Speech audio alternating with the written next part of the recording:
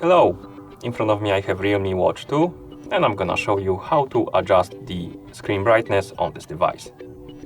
First, we need to wake up the screen on our watch. You can do it by pressing the side button. After you wake up the screen, swipe right on the screen to open the shortcut menu. And here we have the screen brightness icon, the one in the middle, between the battery and do not disturb mode icon. And you can change the levels of brightness by simply tapping on this icon.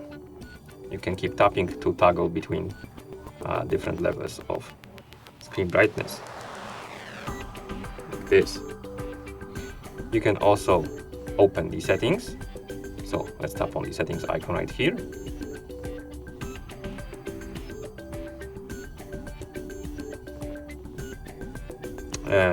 In settings, you can tap on display, then tap on brightness, and here you can see the actual percentage, and you have 20%, 40, 60, 80%, and 100%. Select the value you like. For example, I'm gonna select 60, then tap on the check mark to confirm.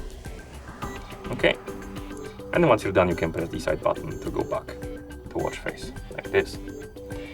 And that's how you change or rather adjust the screen brightness on this device.